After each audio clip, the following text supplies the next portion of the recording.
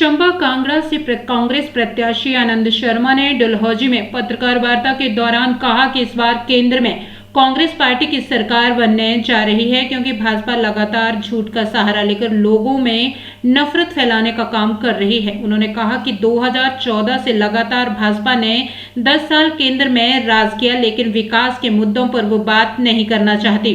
आनंद शर्मा ने बताया कि 70 सालों में कांग्रेस के राज में कभी किसी का मंगलसूत्र नहीं छीना, लेकिन भाजपा नफरत की राजनीति कर रही है और लोगों में लगातार नफरत फैलाने का काम कर रही है। हालांकि कांग्रेस पार्टी की पूर्व अध्यक्ष सोनिया गांधी ने अपना मंगलसूत्र जरूर इस देश के लिए खोया है। आनंद शर्मा ने कहा कि लगातार लोग भाजपा से दूरी बना रहे हैं और इसके नतीजे 4 तारीख को देखने को मिलेंगे। होली उतराला का है, साच पास है, मफी पधेरी का है। ये एक पे तो हो गया, बाकी 3 पे तेजी से काम करवाना पड़ेगा। मतदाता का अपमान है, संविधान का अपमान है। आप स्वयं सोचें, आप विवेक रखते हैं, बुद्धि रखते हैं।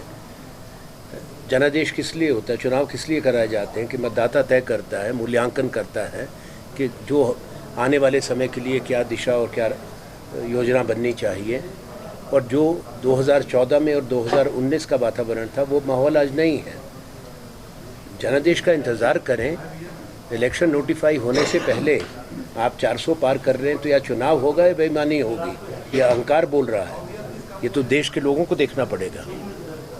ज़बान ऐसी दुनिया की किसी प्रजातंत्र में मैंने नहीं सुनी, और जिस तरह की बातें कही जा रही हैं वो समाज के लिए और देश के लिए अच्छा नहीं है। लकीरें खिंच रही हैं, तनाव बढ़ रहा है, और चुनाव में फिर ऐसी बातें कही जा रही हैं जिससे जहर फैल रहा है। ये ठीक नहीं। अपना काम बताओ, आके शालीनता से बात करो कि 2014 में आपने वायदे किए थे 2 करोड़ रोज़गार 1 साल के अंदर। कृपया करके हिसाब दे जाएं वो 20 करोड़ रोज़गार कहाँ। कोई वायदा करेंगे, रिवायत नई बन गई, वायदा करो, आगे चलो। अगली बार आओ, पिछले वायदा के बात मत करो, नया वायदा कर दो। तीसरी बार आओ, तीसरा वायदा कर दो।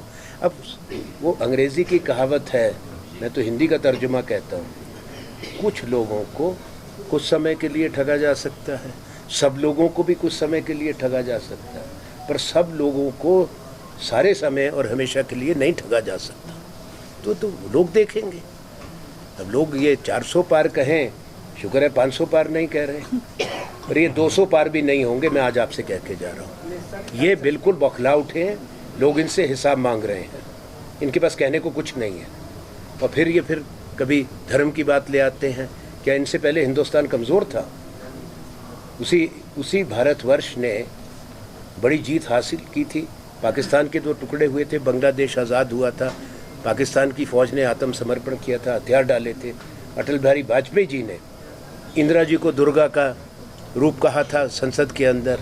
तो हिंदुस्तान कमज़ोर कहाँ था? परमाणु शक्ति तो इंदिरा गांधी के समय हो गए थे, अंतरिक्ष में भी जा चुके थे। तो ये बातें कर रहे हैं। मनमोहन सिंह जी में शालीनता थी, काम उन्होंने बहुत किया, हमारी सरकार ने किया, शोर कम की, वही है। उनके पास कुछ कहने को तो बचा नहीं। पहले अपना हिसाब दे जाइए। कांग्रेस 70 साल रही, कांग्रेस ने किस महिला का मंगलसूत्र, एक महिला की सूची बताए, और पीएम को मंगलसूत्र का बड़ा ज्ञान हो गया। अजीब बात है, ये कैसी बात कह रहे हैं? देश की महिलाएं विवेक रखती हैं, वो इस बहकावे में नहीं जाएंगी। उन्होंने तो ये भी कहा कि आपके पास अगर 2 भैंस हैं, कांग्रेस 1 भैंस छीन लेगी। देश में 11 करोड़ भैंसें हैं भारत में। तो सोनिया गांधी जी, खरगे जी, राहुल गांधी, प्रियंका गांधी, आनंद शर्मा जी, आशा कुमारी, हम सारे भैंसे इकट्ठे करके तबेले खोलते रहेंगे या देश चलाएंगे? क्या बात कर रहे हैं? कायदे की बात होनी चाहिए। हम भैंसे भी छीन लेंगे, हम मंगलसूत्र भी छीन लेंगे। यहाँ तो इंदिरा जी ने अपना सारा सोना देश को दिया था जो चीन का हमला हुआ था। प्रियंका जी ने पीछे ठीक कहा, सोनिया जी का तो मंगलसूत्र चला गया था जब राजीव गांधी जी शहीद हुए थे देश के लिए। तो इस तरह की बातें नहीं करनी चाहिए, शोभा नहीं। 100 पार की बात करते हैं, वो देश का संविधान बदलना चाहते हैं। जो आज हमारी संसदीय प्रणाली है उसको बदलना चाहते हैं। व्यक्तिवाद की बात है। बीजेपी अपने कार्य पर, अपनी उपलब्धियों पर वोट नहीं मांग रही है।